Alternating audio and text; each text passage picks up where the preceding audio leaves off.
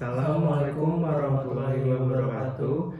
Pada kesempatan kali ini kami akan mempresentasikan ergonomi tempat kerja untuk meningkatkan efisiensi dan kenyamanan.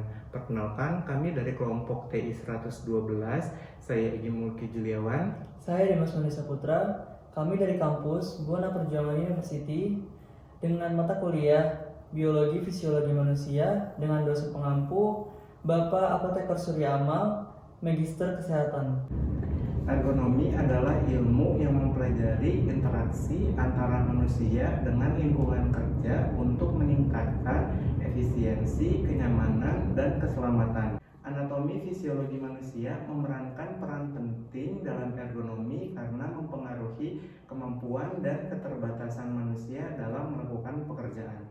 Kami mengangkat topik ini karena relevansinya dengan kehidupan sehari-hari, di mana ergonomi dapat dijumpai di mana saja dan mempengaruhi keseharian banyak orang.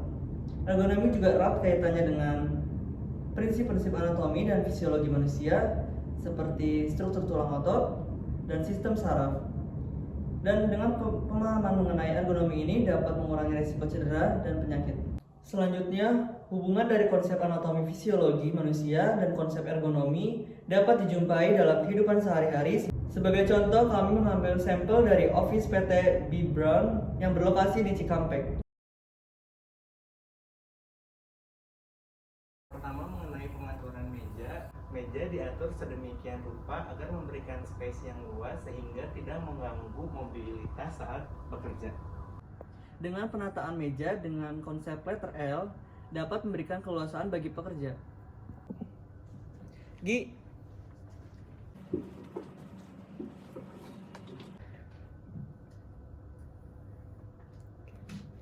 Selanjutnya dapat kita jumpai adjustable chair atau kursi yang ketinggiannya dapat diatur sesuai dengan ketinggian dari masing-masing pekerja.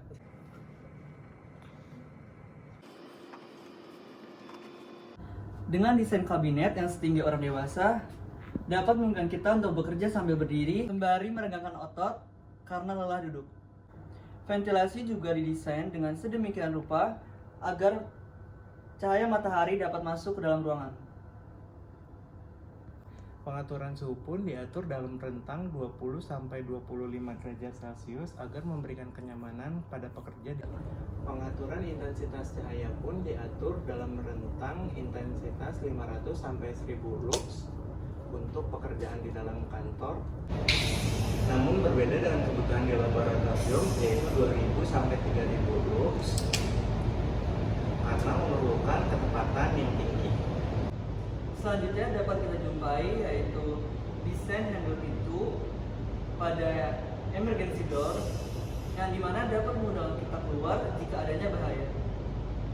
Selanjutnya ada hanger jas yang dapat di-adjust atau disesuaikan sesuai dengan ketinggian pekerja.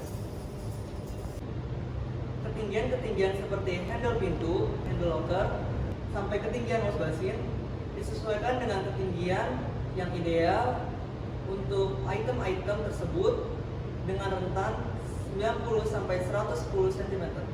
Pada studi kasus pengaruh desain interior ergonomis pada mood karyawan, karya Iva dan Siti dari Universitas Widya Mataram dapat disimpulkan bahwa semakin baik nilai desain interior ergonomi suatu objek, maka semakin baik pula mood karyawan dalam bekerja. Hal ini dapat meningkatkan kenyamanan karyawan dan meningkatkan produktivitas. Selanjutnya, studi kasus berdasarkan penerapan ergonomi untuk mengurangi resiko cedera musculoskeletal disorders atau MSDS dan meningkatkan produktivitas di industri, karya Muflas, Ravindra, dan Yoal dari Universitas Pamulang dapat disimpulkan bahwa penerapan ergonomi efektif mengurangi cedera MSDS hingga 40% dan intervensi ergonomi meningkatkan produktivitas hingga 15% dengan mengurangi kelelahan dan memperlancar proses kerja. Dan yang terakhir, penelitian menurut National Institute of Occupational Safety and Health atau disingkat NIOSH menentukan bahwa desain tempat kerja yang ergonomis dapat mengurangi resiko kerja sebesar 50%. Sehingga dapat disimpulkan bahwa pemahaman anatomi fisiologi manusia dan konsep ergonomi sangat penting untuk menciptakan lingkungan kerja yang nyaman, aman, dan efisien. Dengan menerapkan prinsip-prinsip ergonomi, perusahaan dapat yang pertama meningkatkan produktivitas dan efisiensi, yang kedua mengurangi resiko cedera dan absensi, yang ketiga meningkatkan kenyamanan dan kepuasan kerja, yang keempat mengurangi biaya perawatan kesehatan. Sebagai saran dari kami, yang pertama yaitu desain tempat kerja yang ergonomis dan sesuai dengan kebutuhan pekerja. Yang kedua, berikan pelatihan ergonomi kepada pekerja. Yang ketiga, ada analisis ergonomi tempat kerja dilakukan secara berkala. Yang keempat yaitu ada pantau atau evaluasi efektivitas program ergonomi. Yang kelima, ada terapkan teknologi ergonomi terkini untuk meningkatkan kenyamanan dan efisiensi kerja.